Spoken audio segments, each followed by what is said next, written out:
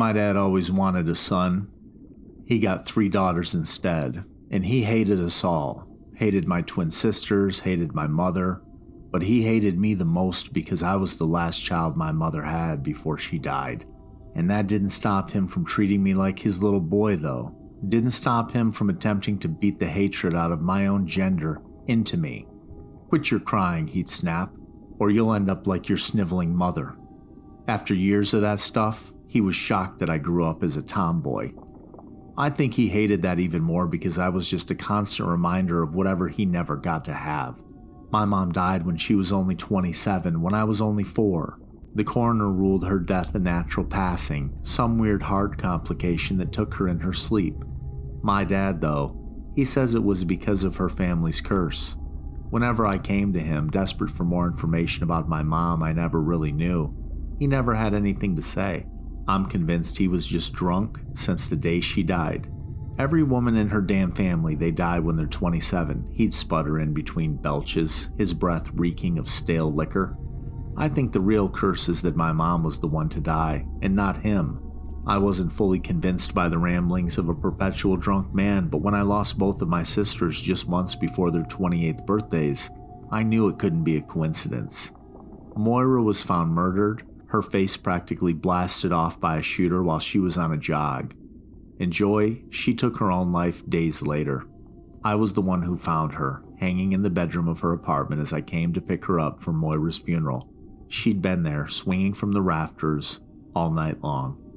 It's hard to live a normal life when you know you have an expiration date, especially when it encompasses an entire year.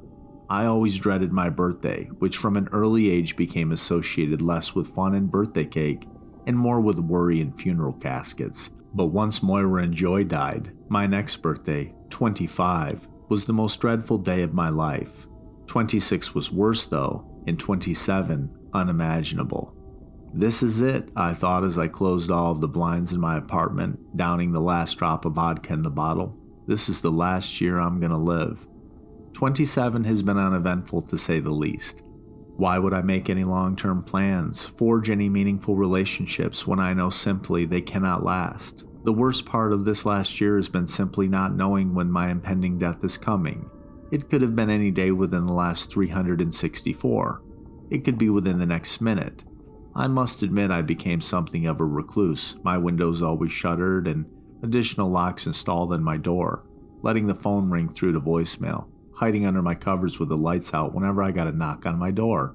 I stayed stocked up on preserved foods and various goods that I would need to last the year. I was so paranoid that I even covered my mail slot, stuffed a towel in the space between my front door. I didn't want anything getting through from the outside world, God forbid, an anthrax letter. Falling off the face of the earth didn't matter much anyways. I didn't have friends or family anymore, and my dad disowned me when I came out as a lesbian after my sisters died. I moved away and severed contact soon after. The night before my 27th birthday, I started getting these strange calls from a blocked number. I've always had anxiety about phone calls, so I just kept letting it ring. The number kept calling though, at least once per day throughout the past year. Then the knocking started. Once a week at first, but it's only been getting worse, more frequent, and the pounding on my door more frantic each time. Convinced it had something to do with my inevitable death, I've been driven mad by the unknown visitor, especially over the past week. I got ready for the bed last night, knowing that today now, is the day I will turn 28. My time had run out, and I searched for comfort in a bottle of liquor. I didn't find it though. I fell into bed drunk and delirious and prayed the morning wouldn't come. I know it would though. I eventually got to sleep, but it was restless and unsatisfying. The kind of sleep where you feel like you have one eye open, always watching. That's why I was quick to wake when the door to my bedroom creaked open early in the morning, before the first sign of light. I shot up in my bed, glancing around my room in a frenzied panic. At first seeing nothing out of the ordinary other than the door, pushed slightly open. A closer look revealed something I'd missed, something that sent my heart racing, and froze me to my core. 2 dark figures stood in the empty space behind the half-open door, unmoving, almost like a pair of statues, watching, waiting, wordless. "You need to leave me. Leave me alone," I squeaked, unable to move, paralyzed in the power of their presence. The shadowy figures instead shuffled out from behind the door, creeping slowly towards me in the dark. I knew this would certainly be the end of my life, the fulfillment of my curse, if I didn't act. Suddenly recalling the self-defense methods I drilled into my mind, I flipped my bedside lamp on to stun the intruders and reached underneath the table to pull the knife I duct taped to it a year ago, a 27th birthday gift to myself. As soon as the light flooded the room, though, I knew the blade would be of no use. My intruders were not a pair of assassins, not human ones at least. In the yellow light of the lamp, I discerned the identities of the dark figures. They were my sisters. Joy then stood at the front of my bed, pale in that same conservative black dress I'd found her dead in years ago, the one she'd picked out for Moira's funeral. Her head hung parallel to her shoulders, neck grotesquely bent from her hanging. Moira was a few steps behind her. I could only assume it was her, considering the severity of her injuries. She'd suffered a gunshot wound to the head, so brutal that we were not allowed to see her after her death. So intense that it had entirely disfigured her face. The lower half of her face had been reduced to a pit of gore, her jawbone barely attached on one side, her mouth mangled with only several teeth remaining, studded randomly throughout the entire mess. "Why are you here?" I cried, gathering my knees to my chest and holding them tight. Are you here to take me?" I said. Joy made a feeble attempt to shake her head, the side of her face only brushing weakly against her shoulder. She waited several moments before putting one of her feet in front of the other, moving towards the side of my bed. As I recoiled instinctively, she slowed her pace. Moira trailed after her until they were both beside me. I whimpered as Joy leaned over me, her head flopping forward suddenly with the motion, and her neck cracked sickeningly. With her lips brushing against my ear, she whispered, "She tried." Her speech was labored and wheezing as if her vocal cords had nearly been shredded. "What do you mean, Joy?" I pleaded. Her lips moved against my ear once more, but no sounds came out, despite a clear, strenuous effort. Moira wagered an attempt at answering my query, but only succeeded in sputtering blood from the gaping wound in her face, ejecting one of her remaining teeth onto the floor as her jawbone swung precariously open, barely hanging on. She raised one hand, slowly curling it into a fist before striking her knuckles furiously against my bed spot. The incessant sounds startling me, I forced my eyes shut tight and pulled my knees even closer against my chest. Moira's knocking seemed only to escalate in volume, seemed to go on forever until, finally, it stopped.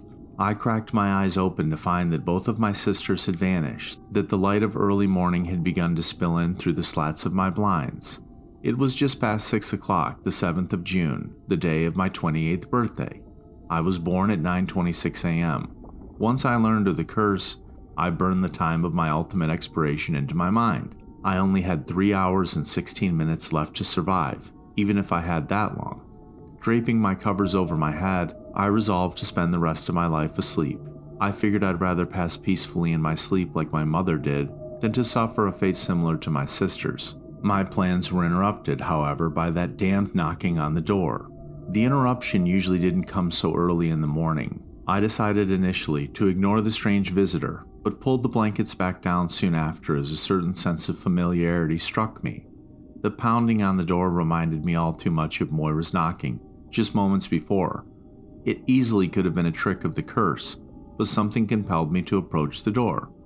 "What do you want?" I called from behind the barrier, clinging to the relative safety it provided. The reply came from an unfamiliar man's voice. "I just have a letter for you, miss." Just slide it under the door," I said, "and please leave." I returned, using my bare foot to remove the towel I used to block the small space beneath it. He deposited a bright yellow envelope under the door as I requested. I waited quietly for the sounds of receding footsteps before sliding on a pair of gloves to handle the letter. It was addressed to me, simply by first name and with no address. Carefully, I unsealed the envelope to reveal a birthday card. I hadn't received one in years. Bright, sparkling letters on the front formed the words, "Daughter, you're 27. I scoffed at the sick joke. I hadn't received a birthday card since I was a child, and my dad couldn't even get my birthday right. I didn't think he even knew my address. I cracked it open gingerly to read the message inside. "Laura, if you're reading this, your father has killed me. Don't believe a thing he or the police say. I was not the target of a random attack. I did not die of natural causes either, and I certainly did not commit suicide. I would never leave you if I had the choice. The truth is, I died because I found the truth behind my family's curse and foolishly told your father about it.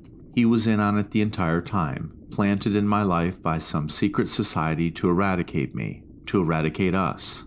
What we have is not a curse, it is a gift of immense power. The power to heal, but the power to harm just the same. We come into our power at the age of 28, a number associated with independence, leadership, and self-sufficiency. An age where we can handle the responsibility such a power inevitably comes with. It's a strong number and you will come into great strength, though you've always been a strong girl. I hope you've made it this far, but at the same time, I know you have. You were always a feisty little girl for the 4 years I had the pleasure of knowing you, of loving you. You never let anyone tell you what to think or do, especially not your father. Happy birthday, honey. I love you. Mom. I closed the card softly, thinking on the strained words of my sister. Mom had tried to warn them, but they didn't listen. The pieces of the puzzle slid into place. My dad must have murdered Moira, and Joy ended her own life out of grief and a belief that she would inevitably be next. As of now, I only have 2 hours and 32 minutes until I officially turn 28. Over the past hour or so, I've already begun to feel the power flowing into my body, electrifying as it runs through my veins. I will the towel to reposition itself under the door, and it does so, sliding across the floor on its own. I need to keep myself safe until 9:26 a.m. after all. I'm planning on surprising my father with a visit for my birthday. Last Sunday, at 9:26 a.m., I turned 28 years old. I suppose that sounds pretty uneventful on its own, but I'd grown up my whole life believing that I was cursed to die at 27, like the rest of the women in my family. It turns out that the curse was just a way to cover up the truth, that at 28 I would develop extraordinary powers. My father had killed my mother, and at least one of my sisters. Now, I was planning on leaving my story there. I wish I could say that what I'm about to tell you is just a simple tale of revenge. Perfectly executed, a gaping generational wound neatly closed with a few stitches. Having been lied to all of my life, I value honesty, and I'm not going to lie to you. If that's what you're looking for, I suggest you stop listening now because an entirely new source of terror has come to light. After I read my birthday card last Sunday, I waited anxiously for the clock to hit 9:26 a.m. I'd been feeling the power start to trickle into me early in the morning, but once the second hand made its full lap around to move the minute hand to the tick just after the 5, a jolt of energy passed through my body. It was almost painful, like how I imagined being struck by lightning might feel, but at the same time it felt good. I felt important, powerful, and strong, so strong that it even scared me. As I eagerly accepted the full extent of my powers, I found myself in what I can only describe as a vision, an alternate setting that materialized all around me at once. Logically, I knew that I was still in my living room with my feet planted on the familiar wood flooring, but the ground beneath me felt rough, uneven, and gritty. I glanced down to find myself standing upon a shelf of sandy rock, just steps from the edge of some great cliff.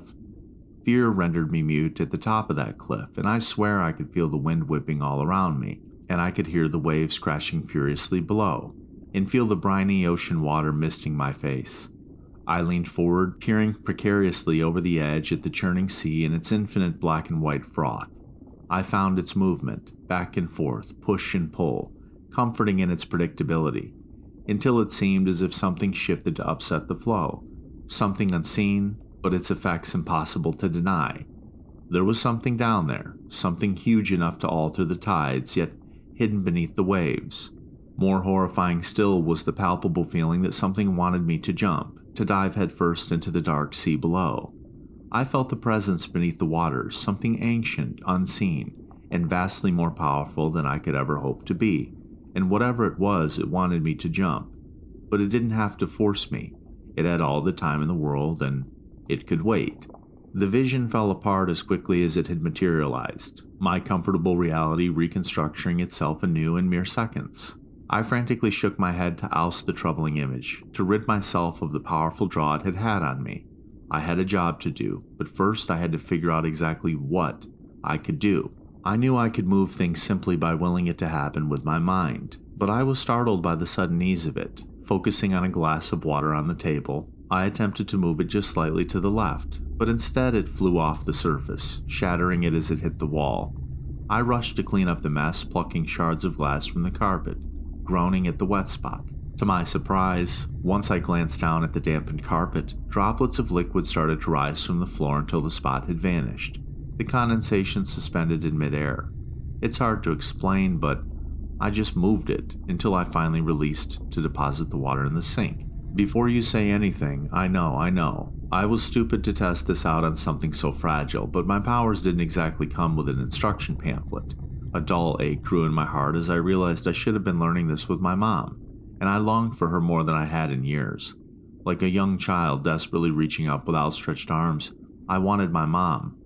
I couldn't help but think of the fear I felt the first time I got my period. It sounds silly, but I was bleeding and I thought I was dying, simply because I didn't have my mom there to explain it to me, and my dad couldn't be bothered to parent his child. My dad. Oh, the thought of him came with an overwhelming rage. With my senses alive in a way they'd never been before, I felt every cell in my body teeming with kinetic energy, until the light bulb in the lamp beside me exploded. I hesitated as I pondered the vision, but none of that was important just then. It was time I paid my old man a visit. Though he could never repay me for the losses I'd endured, I intended to collect the one thing that would come close: his miserable life. I started for my room to pack a small bag, but before I knew what happened, I'd slammed headfirst into the bedroom door. Shit, I muttered, rubbing a palm over what would certainly be a bruise forming across my forehead. I figured then I could move much faster now, that I'd have to be careful. This certainly made preparing for my impromptu trip easier, though, so I was down in the garage much quicker than expected. I slid into my car and slipped my key into the ignition. A familiar paranoia forced me to hesitate before opening the garage door, but I pushed through it, and just as I pushed the button to meet the outside world for the first time in a year, I winced at the morning light that spilled into the dark room.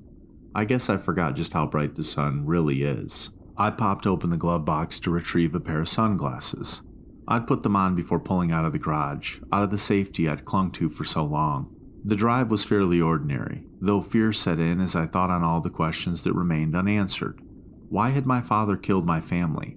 Why lie about some curse? And, most unnerving at all, who had delivered the letter? Was it just some trick to get me out of hiding? Was I wandering into a trap? To avoid spiraling deeper into uncertainty, fear, and worry, I spent some time thinking on my past, about my mother's death and then both of my sisters, within days of one another years later. I recalled coming out to my dad soon after that in a desperate plea for acceptance, for love, from my one only remaining family member. Then I thought on his hateful response and the traumatizing attack I endured weeks later that solidified my decision to cut all ties and move away. We hadn't spoken in all those years, but I was ready to face him. At least I hoped. I couldn't be sure what awaited me, and couldn't be sure how he was going to behave either. 6 hours later, I parked on the street across from our old family home, where his old Navy truck sat in the driveway. I took a moment to collect myself at his front door, tightening my ponytail as I steeled myself for the task at hand.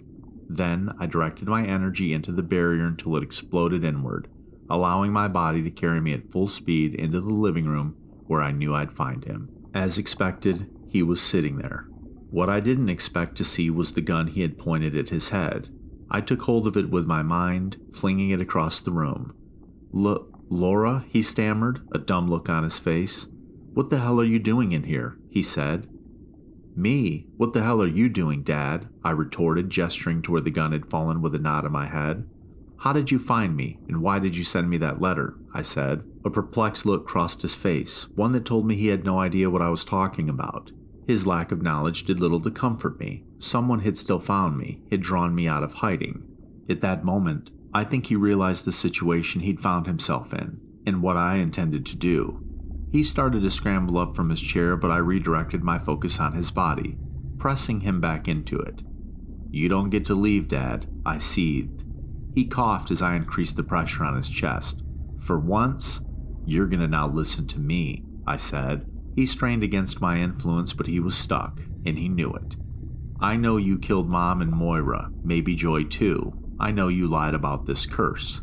I started, a flicker of anger surging as I acknowledged the hard truth aloud. But the question I can't stop asking myself is, why? Why wait so long to kill us? Why even have us at all? I said. Hesitating, he glanced frantically around the room for escape. I glared at his hands in his lap, then brought my attention to his thumb, filling it with my energy until the bones within shattered as ivory shards began piercing through his flesh. As I moved my stare to his index finger, he wailed in agony, interjecting, "No, no, please don't. Okay." He took a deep breath as blood spurted from his maimed appendage. I was supposed to have a son," he said. "When your mother failed to provide one, I was told to kill her off, to wait to see if you or your sisters could have a son. I just did as I was told," he said. A cowardly response from a cowardly man. "Who told you to do that?" I said. I pressed, pulling his finger back slowly, waiting. He didn't respond until after I'd snapped a digit at that knuckle. "Please, please," he begged, tears running down his wrinkled face. He looked at his mangled hand, horrified as his middle finger began to lift next. Some sort of a cult. They breed the women in your family. The women are killed under the curse and their sons quietly taken away. I don't know what they want with them, but they said all I had to do was give them a son, then kill your mother, your sisters and you, and I'd be set for life," he said. "But the problem was that you and your sisters, you stupid bitches, weren't having any children, especially not you. When you told me that you'd gone against God, I realized that you'd never have any kids, that you were the only one left. So I took measures into my own hands," he confessed. With that admission, I crumpled his entire hand into itself, his splintered bones jutting out at all angles. "You don't mean," I breathed, my voice cracking despite my efforts not to give him the satisfaction of having hurt me. He groaned in pain before returning with a low guttural laugh. "You didn't think that attack was random, did you?" he asked, wheezing now. Harsh memories of the brutal invasion forced upon me, the assault I'd endured, resurfaced all at once, suddenly taking on a new meaning as I understood my father's part in my trauma. He'd sent my attacker, the person that raped me. Both my focus and my hold on him broke. He leapt up, surprisingly quick on his feet after years of sedentary alcoholism. I attempted to will him back to his original position, but I couldn't. I felt like a little girl once more, cowering by the stairs as her daddy's shadow loomed closer. I was weak, powerless, again in the face of my father, a man who'd done nothing but hurt me, a man who'd ruined my life in more ways than I could have possibly ever known. I tore after him, through the kitchen and down the hallway until I finally cornered him, taking hold of him and slamming him into a wall. A salty odor perfumed the air as a wind swept through. "Did it make you feel like a big fucking man to take everything away from me? To kill my mom? To take my sisters away?" I screamed in an unearthly bellow. An incomprehensible power flowed in and out of me. I watched, frozen, as the bones of his feet crushed all at once. He howled as the crunching progressed up towards his lower legs, knees popping, then further still. By the time his thigh bone snapped in a gruesome compound fracture, his mouth just hung open. "Did it make you feel strong?" I said, and despite the magnitude of power coursing through me, I fell silent, unable to complete the sentence and say it out loud. "Your own child, Dad. Your own child. Your children. How sick can you be?" I said. I took a deep, calming breath before willing the flesh off of his face into alternate directions. A fissure formed first in the center of his forehead, then splintered down the bridge of his nose, ripping his face in two. "Your little plan worked though, Dad. I did get pregnant. I got rid of it, of course," I teased, leaning forward to add in a whisper. "I wonder if it was a boy," I said. He opened his mouth to fight back, but I was done listening. "Do they know I'm alive?" I demanded, widening the growing wound until the two sides had separated completely. "They didn't," he sputtered, blood dribbling out of his lying mouth. "But they sure as shit will know now, and they were on their way already," he said. He was right. It wasn't wise for me to stick around. I pulled my knife from my back pocket, positioning the blade at one side of his neck before dragging it across the other side until I sliced him ear to ear. I could have killed him with my newfound powers, but this is something I wanted to do by my hand. The relief it brought me was short-lived. I returned to my car and immediately set a course back for home. I needed answers, and I needed them yesterday. I could no longer ignore the power of the illusion I'd experienced that morning. I'm hesitant to even admit to it now, but I found myself back there on that cliff again, in my father's house. The clamor of the waves pounding against rock drew me in, forcing me to step to the very edge, forcing me to stare into the sea far below. A feeling of unbridled hatred extended itself to me there. That time, I didn't attempt to rid myself of the strange vision. That time, I welcomed it. And I lost myself for a moment, surging with uncontrollable power, a mere spectator as his lower half was maimed. More than that, I said I wouldn't lie and I won't, but I did lie to my father. I didn't get rid of my child in the way I'd insinuated. Part of me wanted to prove that I could be a better parent than he was, but I knew I couldn't. So, I gave him away. I sped down the highway infinitely more terrified than I was when I'd left. I needed to find the source of the letter, and I needed to figure out what the hell the visions meant. I needed to know if I'd unwittingly opened myself to something sinister, and more importantly, I needed to know that my child was safe from the cult that so desperately wanted him. I need to find my son. After my father revealed the cult was breeding the women of my bloodline for sons, I was terrified for my own. As I made the long drive back home, speeding far over the limit yet somehow not quickly enough, questions plagued my mind. What could they possibly want with him? Had they already found him? What would they do to him, or what had they already done? They had already orchestrated the murder of my sisters, my mom. I wouldn't put it past them to harm him or me, now that they'd surely found the mangled body I'd left behind. Now, I didn't mention my son straight away because I don't think I have the right to call myself his mom.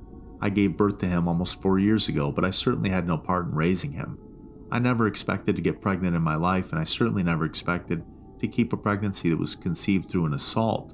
But part of me wanted to prove that I could be a better parent than my dad was. In the months leading up to his birth, though, I knew I couldn't be that for him. I was terrified I would end up like my dad, and it felt selfish to put my child through the same grief of losing a mother so young. Back then, I thought I still had an expiration date. I gave him up to a couple who couldn't conceive on their own. They were overjoyed to take him. I didn't want to hang around and confuse him, but his new parents agreed to maintain contact in case of a medical emergency. I clung to this glimmer of hope on the trip home, knowing that as soon as I got back, all I needed to do was find their contact information. It didn't take long either. Minutes after pulling into my garage, I was already dialing their number. I whispered soft pleas into the receiver as I waited for their answer. It was late by then, but this could not wait until morning. The line had almost rung through to voicemail when a confused woman answered with a groggy greeting. Immediately, words spilled from my mouth like vomit, jumbled and rushed. I wasn't about to tell her what had happened that day, so I just told her I had a bad feeling about her son, that I needed to know he was okay. Her long, exhausted sigh and hesitance to answer sent my heart racing. When she finally spoke, my blood ran cold. She offered an apology, saying that he'd been placed with another family a year prior due to unexpected behavioral issues. Mainly, he had a knack for breaking things, no matter how closely they watched him. She attempted to reassure me by insisting she'd gone through an agency that actively sought out problem children, that he'd been placed with a family more up to the challenge. She couldn't provide much more information on his new family, but she knew that he was still in the state. Her answers were infuriatingly vague and non-committal. I knew I wouldn't get much more from her, so I hung up the phone after she agreed to forward me whatever information she had on the adoption and the name of the agency. A simple Google search made it clear that it wasn't even a real organization in the first place. I spent the next few hours agonizing over the whereabouts of my son, leaving frantic messages at an agency that I couldn't find, even though I knew they wouldn't hear them until morning. I tried to tell myself that perhaps the agency had just been renamed, but it seemed unlikely. I was left distraught and terrified for my child. Part of me just knew that the cult already had him. It took me over a week of internet sleuthing, but I'm ecstatic to say that I did indeed find the location of my son with the meager information provided.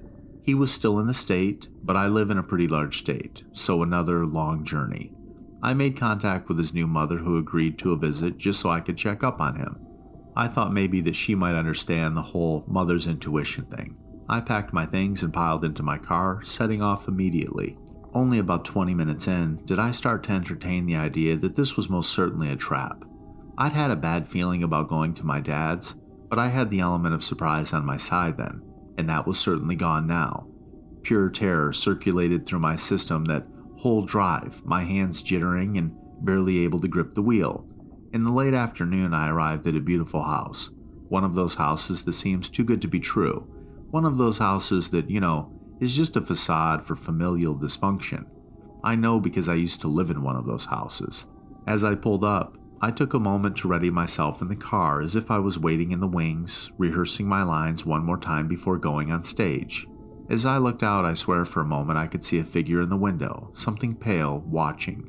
My blood then ran cold.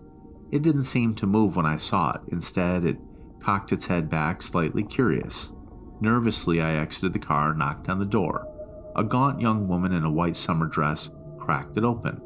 "Oh, hi, are you Laura?" she squeaked, visibly flustered. She raked a hand and bony fingers through her stringy brown hair as she pulled the door wide open. "I'm Catherine. Come on in," she said. Tentatively, I trudged into the mansion on the thick soles of my combat boots, suddenly aware of how clunky I appeared in comparison to her. Light on her bare feet, she was dainty and delicate as a daisy, yet had a hollow look in her eye that made her seem wilted. She led me to an immaculate kitchen and offered me a seat. "Sorry to bother you like this," I said, awkwardly, clearing my throat. Where is he?" "Oh, he's upstairs," she replied, wandering about the room to fix a couple glasses of water. "Playing with Lucia, his sister," she said. Cool, I answered, trailing off. Studying her features, I internally remarked at how similar we were in appearance, despite our clear differences in mannerisms. Something seemed so familiar about her. When she turned her back to me to open a cupboard, it all became clear. A cluster of freckles on the back of her left shoulder, one that I'd always insisted gleefully looked just like constellation Virgo. "Katie," I breathed. She turned to face me. A brief moment of clarity flickered behind her sunken eyes before ultimately vanishing. "Catherine," she said. "Katie," I pleaded. "It's me, your cousin, Elle. I know we haven't seen each other since we were little, but if you're trapped, I can help you. Please, come with me," I said. Drawing a sharp breath in, she responded almost as if rehearsed, recited. "As a daughter of the precipice, it is my destiny, my honor, my place in the order to be sacrificed," she said. Before I had a chance to respond, she was already screeching at the top of her lungs. "Help! Craig, come now!" Focusing on her body, I pushed her into the wall to hold her still, but the damage had already been done. I could hear hurried footsteps plodding down the stairs. An elderly man suddenly emerged in the doorway. Despite the unhinged expression across my face, I immediately recognized him from the old family photos I pored over in my youth, trying to get to know my mother, to get closer to her. "Oh, for fuck's sake," I sighed. A hapless attempt to disguise my fears, I recognized him as my grandfather, as my mom's father. I took a hold of him immediately, freezing him in place, yet found it difficult to maintain my attention on two living beings with free will at once. My grip wavered between the two until I was able to maintain a consistent, albeit weaker, hold on both of them. But my focus deteriorated entirely when a young boy crept out from behind my grandfather's frame. A pale young boy with chestnut hair and bright hazel eyes full of curiosity. A young boy who appeared nearly identical to my own self at his age, because he was mine. "Do it now," my grandfather demanded, gesturing wildly in my direction. The child hesitated a moment before nodding mutely. He gave me a firm look that I immediately recognized, the one I'd used frequently since acquiring my powers. I braced myself for the impact, but nothing more than a slight vibration overcame me, a weakened version of my own abilities, I assumed. Taking care to avoid the young boy, I returned my stare to my grandfather's body to gather him up in my hold once more. My heart almost stopped as I struggled to make contact with his form, as I realized I didn't have any power at all. I just looked like some stupid asshole, glaring at an old man expecting something to happen. His reaction was then one of shock, too, with an undertone of awe. "I knew it," he stammered, gazing at my sudden paralysis of power, his initial joy escalating into uproarious laughter. "It's been you all along," he said. "The prophecy," Catherine mused, pacing across the kitchen to get a closer look. "The one who will put an end to the daughters," she said. She called out to Lucia before kneeling onto the tile floor before the boy, laying her forehead on the cool surface. A young girl, perhaps a year older than my son, with near white blonde hair popped in and followed suit. The whole charade made me sick. "You mean to wipe us all out?" I sneered, using anger as a front for my clear powerlessness. "Your own family," I said. He nodded his head contentedly in return. "As it has been foretold, the daughters of the precipice are a danger to this world. Too unruly, too unyielding, too powerful. Generations have passed down the promise that one day, one glorious day, a son will be born with the ability to rob the daughters of their abilities, to weaken them so they may be slain, he said. A wicked grin twisted his features as he ruffled the top of my son's hair. And it was you who delivered him to us, he said again. Okay, and then what? You just keep killing any girls born in the future? Any girls, any other girls alive now? I stammered, looking forlornly, fearfully at Lucia. You're telling me you're going to kill that little girl right there, right now, I said. The older man simply raised his eyebrows as if to communicate that he had no qualms in doing so. As it has been foretold, he said. His complete detachment from humanity, from reality, left me trembling. I knew it'd all be over if I didn't act quickly. I gazed softly at the young boy. Hey, what's your name, kid? I said. Kid. That's what I've always called him in my mind. Just Kid. He'd often pop into my mind during the most mundane tasks, and I'd had no name to call him. I'd think, I wonder what Kid is doing now, or I wonder if that kid is okay. I wonder if that kid is happy. I wonder if that kid's family loves him. Blinking in confusion, he stuttered.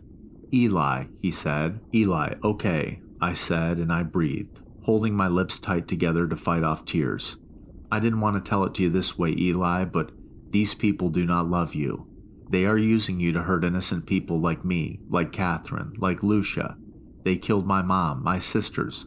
Please, let me go so I can take you somewhere safe, I said. She's a liar, Eli, the elderly man snapped, raving like an absolute nutcase. He drew an ornate blade from his waistband. We need to put her down. We need to put them all down now, like the vermin that they are, he screamed.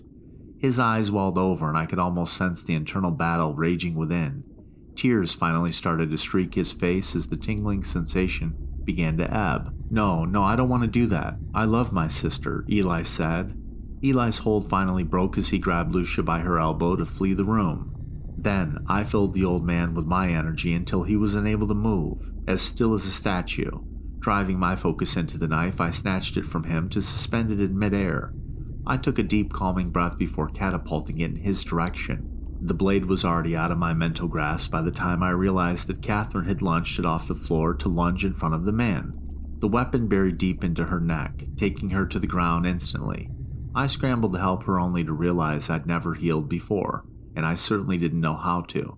She swatted my vague attempts away as she pulled the dagger out. I watched in horror as she plunged the blade back into her chest, gasping.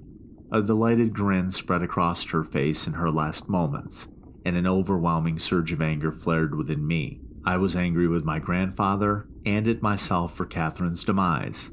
I closed my eyes to steady my emotions, but found myself back on that cliff as soon as I opened them, kneeling at its very edge.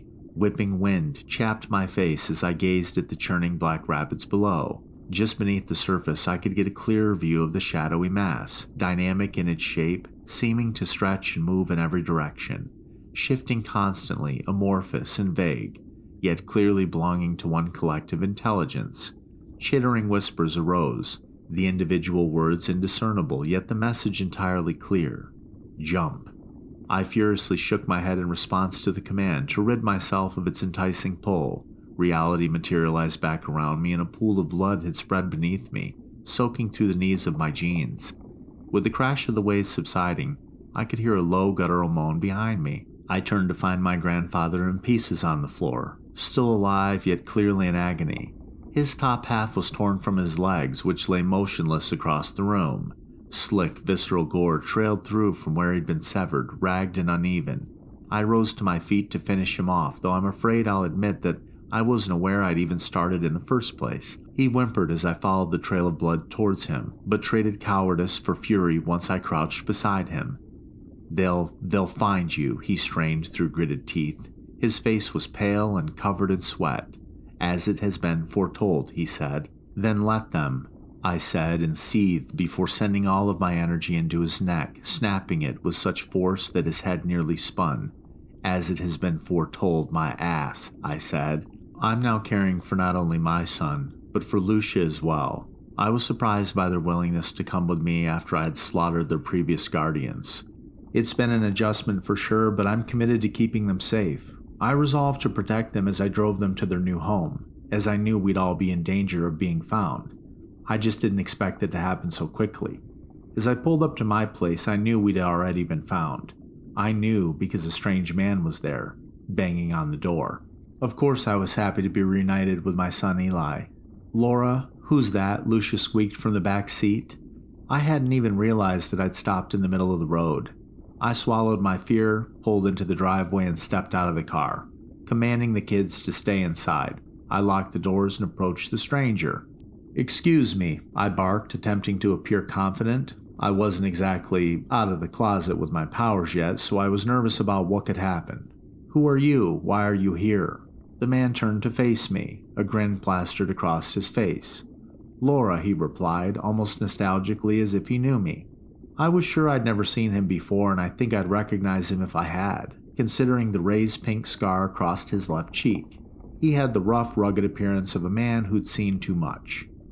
"Answer me," I demanded, gaze firmly locked on him.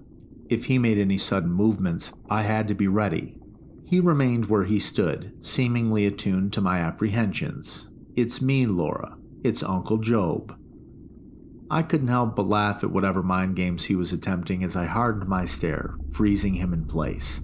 I hadn't seen my Uncle Job since I was little, but my memory wasn't that poor. He was my mother's twin. He had the same spattering of freckles across his pale face and the light brown hair that she had, that I have. With his olive skin and tight salt and pepper crew cut, the man before me looked nothing like Job, nor anyone in my family. "All right, let's try that again," I breathed, inching closer towards the stranger. "Tell me the truth," I said. I could sense a flicker of fear with him, within me as well. If they'd found me already, I knew I was screwed, but I'd have to deal with that later. The man was silent for a few long moments, and then he began to sing. "All the little girls dancing on the cliff tops, all their little bracelets jingling in the breeze," he started. The tune, jaunty, strangely familiar. "All the little girls, suddenly their dance stops. And all the little girls jump into the sea," I finished, eyes welling with tears. An old nursery rhyme I didn't even know I'd retained. One my Uncle Job had taught me while we reenacted the scene with my dolls. I relinquished my hold on him. "Why have you come here?" I said. "I'm here to help, El. They're after you, and it won't be long until they find what they're looking for," he sighed, nodding his head towards the car, towards Eli. I knew I had to keep my guard up. I couldn't trust anyone in the family anymore, but he was always so kind and so gentle, nothing like my father. Something in him seemed genuine. I made a split-second decision to hear him out. I ushered the kids out of the car into the house and allowed Job inside. I was terrified I'd made the wrong choice, but I figured I'd at least be able to use the full extent of my powers if I needed to close the doors behind me. And I think Job knew it too. After getting the children settled in my room for a nap, I sat down on the couch in the living room area. I got him a glass of water, though I never let him out of my direct line of sight. It wasn't just me I had to worry about anymore.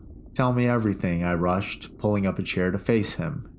"I know you have no reason to trust me," he answered, a deep frown on his weathered face. "I wouldn't trust me either, but you need to understand. My father raised me to believe that the women of our family are evil.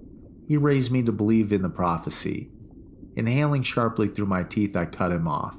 "Yeah, he told me about that.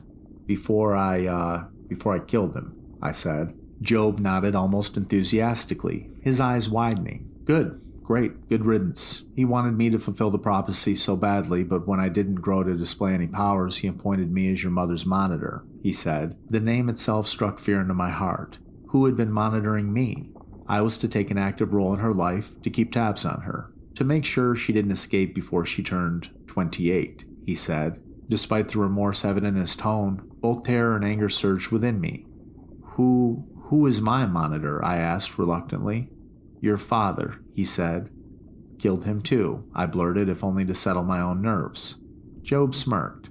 "I probably would have been your monitor too, but I defected from the cult soon after you girls were born.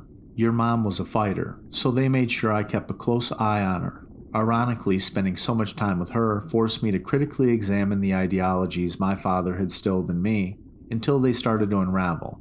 And when I got to know you and Joy and Moira, I finally saw the truth. I couldn't comprehend the possibility of evil within you girls, and I knew it wouldn't be right to snuff out the light you brought to the world. I started digging and found out some hard truths, he said, and it turns out I was being monitored too, he stated with a sad laugh, tears pooling in his eyes. I managed to warn your mother about the cult, the Fathers of the Precipice, before they removed me, and before they killed her, he said. I shook my head vigorously, fearfully reminding myself that this could be a setup. Besides, there was still the matter of his appearance to clear up. How can I trust you? You don't even look like yourself, I asked. When your mother was murdered, I lost my best friend. I wanted nothing more to dismantle the Fathers, but I knew they were looking for me. I scoured the internet for solutions after years in hiding.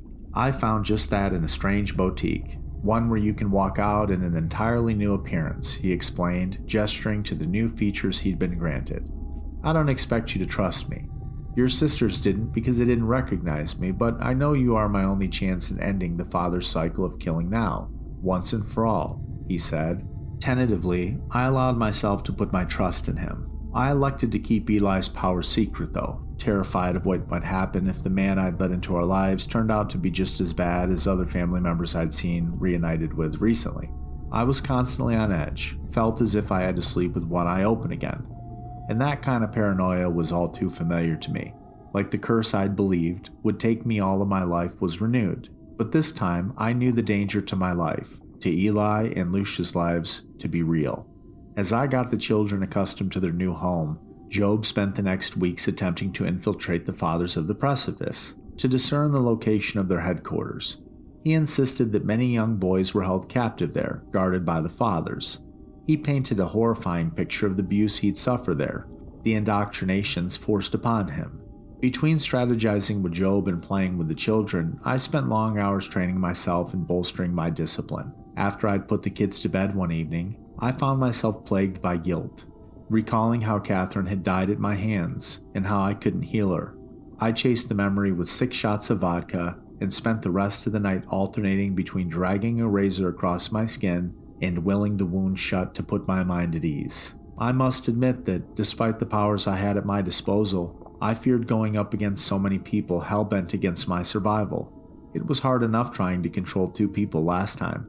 I was terrified how I would fare against the dozens of men Job approximated would be waiting for me, but I knew I had to try, if what he said was indeed true. When Job shot out of his seat last week, I immediately knew that he'd found what he was looking for. He'd been perched on that chair in front of his computer so long that I thought he might have grown attached to it. My uneasiness escalated to new heights as I understood he'd found the place where I'd meet my fate, whether good or bad. He called me over to show me his screen. He typed in the address to show an image of my destination. A sprawling green lawn out front, a towering white mansion. It was almost a day's drive away, but it was within reach. And although I was scared out of my mind of what might await me there, I wanted to go. I needed to finish what I'd started. Job and I made arrangements to leave the next morning, though we argued over how to handle the children. I didn't trust anyone to watch them, yet I refused to take them with me. They wanted Eli more than they wanted me, and I knew they wouldn't hesitate to kill Lucia. It seemed like there was no solution here. I insisted on going alone, but Job wouldn't hear it. We agreed to settle it in the morning, so I put the kids to bed while Job lay down to rest on the couch. I slipped out of the house in the middle of the night. It was certainly a risk leaving the children with Job, but I'd come to realize that he was the only person I felt like I could trust. I again feared this was a misstep, but I prayed otherwise. I set a course for the mansion that housed the Fathers of the Precipice and quietly pulled out of the driveway. I worried constantly about Eli and Lucia.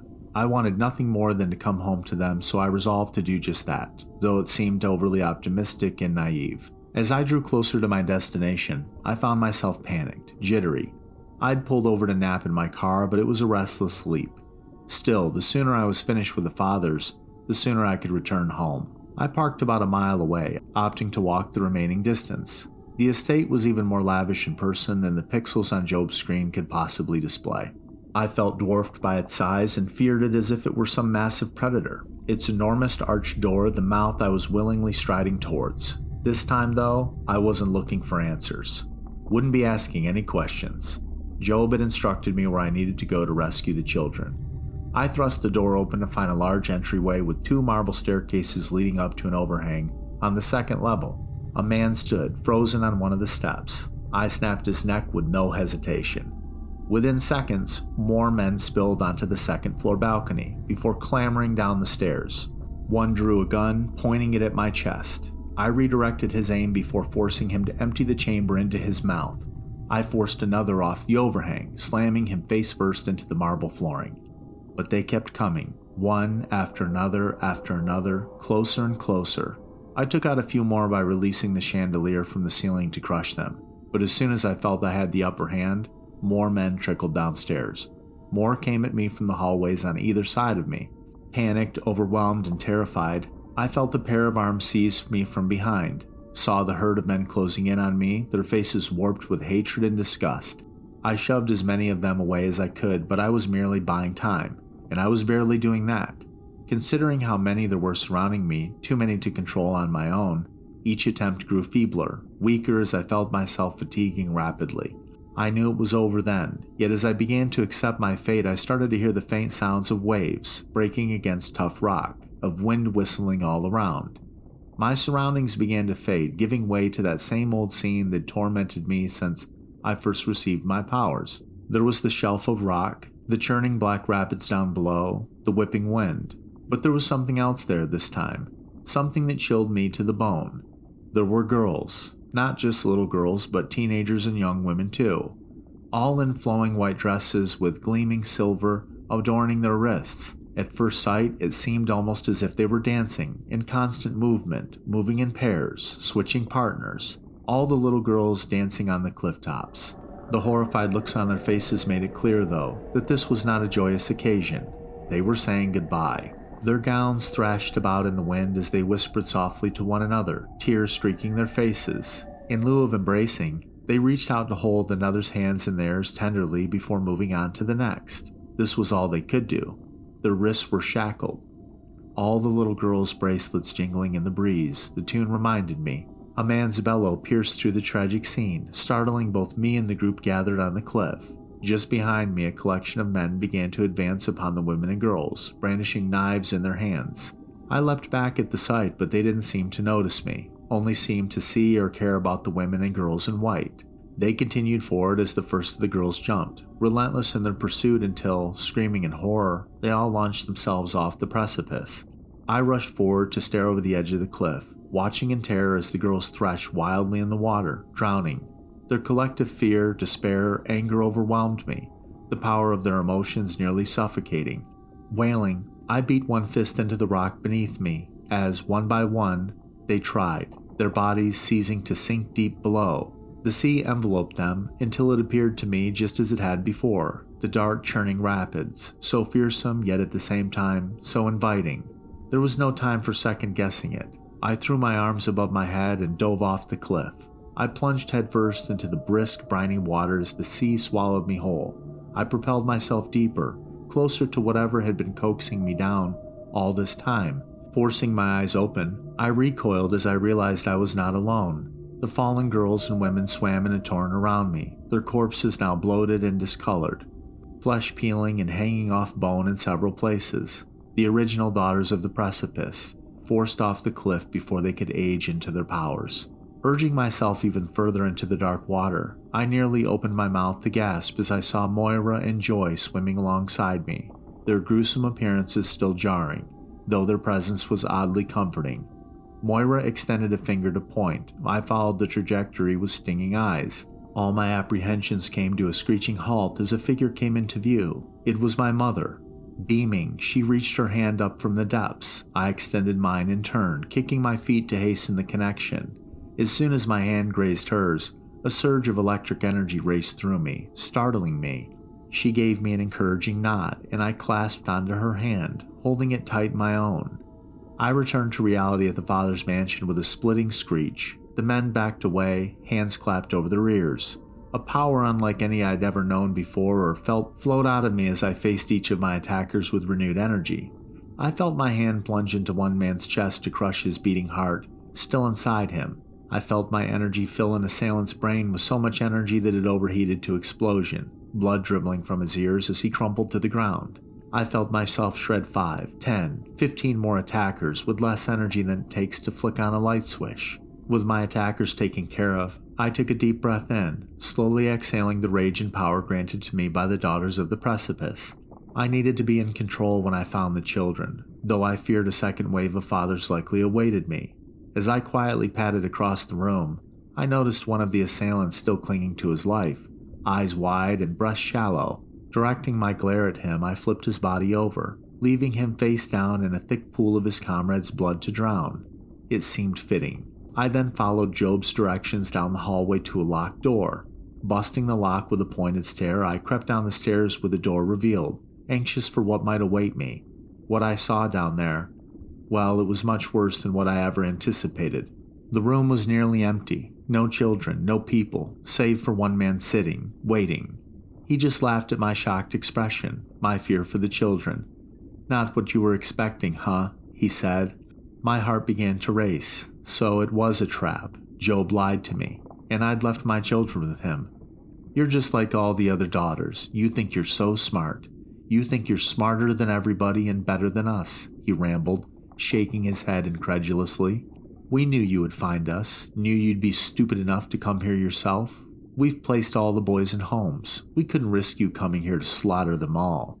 The prophecy will be fulfilled, as it has been foretold," he said. It was my turn to laugh now, scoffing at his assumption that I'd come to kill innocent children. "The prophecy has been fulfilled, all right," I muttered, immobilizing him in my hold. I didn't know what tricks he might have had up his sleeve, so I couldn't be too careful. "My son is the prophecy, yet he's stronger, smarter, and more compassionate than any of you. When the moment of truth came, he thought for himself and he'd let me go. The cycle is over," I said. "You're wrong," he spat, glaring. "The others are still out there. They will continue to breed and slaughter you like livestock, believing the prophecy remains unfulfilled. They will find you, they will kill you, and they will take your son," he said. I froze in place as I realized he was right. I thrust his head into the wall behind him before running out of the mansion to get into my car. The return trip was no easier than the trip there. I felt as if I had to be on constant surveillance. Worst of all, I had no idea what I was coming home to. The worst-case scenario ran through my mind on repeat. Job had killed Lucia, taken Eli, and alerted more of the fathers to my location. More likely than not, they would already be there. I was so tired, and I didn't have much fight left in me, though. I should have stopped to sleep, paused to recharge for the attack I knew awaited me. But there was no time to waste if my children were in danger again. The thumping sound coming from my trunk showed me I had even less time than I had originally hoped for. As I finally pulled back into my driveway, the door swung open. I jumped in my seat, bracing myself for the onslaught I knew I was unprepared for. Instead, Eli ran out, followed by Lucia, and then Job. I thrust the door to my car open and stumbled out of the vehicle to meet them, crumbling with exhaustion onto the paved ground. Eli wrapped his arms around me, tears running down his face. "Don't leave again," he cried. Weakly, I held him close as I finally allowed myself to process all that had happened in the past month, to finally grieve the losses I'd faced, the years of life I'd lost to a false curse, the lives I'd taken. Heaving sobs racked my body as Lucia joined the embrace. I snaked one arm around her shoulders. Uncle Job kneeled on the ground behind me to rub an open palm over my back, comforting me. A series of loud thumps rocked the back of the parked car, and it sent me into panic. I whipped my head around to glance at Job over my shoulder. "We're not safe," I whispered. "Get the kids inside." He did as I asked. Once I was alone again, I opened the garage door to pull my car inside. Popping the trunk open, I stared down at my captive, the man from the basement. He was bound and gagged, struggling furiously against his restraints. I rammed his head against the floor of the trunk until he was out cold again. I'll come back for him later.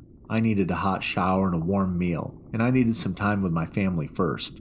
Like I said before, he was right. There are still more out there, still more fathers using the daughters as incubators for a prophecy that had already come, a prophecy of hatred and fear, that I will end with all of the compassion and love I have for my son, all of humanity that exists within him that the fathers couldn't steal. There are still more fathers who would come to harm my family, still more innocent children in their clutches.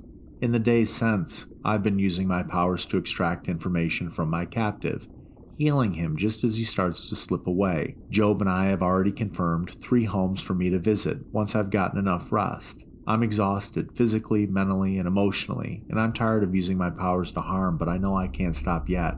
I know there are more out there like me, more innocent women, more innocent children, likely more defectors like Job too. I can't rest until I free them all, until I ensure the safety of my family, and I will make damn sure that every woman and girl in my family, every daughter of the precipice, will make it to 28 years old. And I will end this curse once and for all.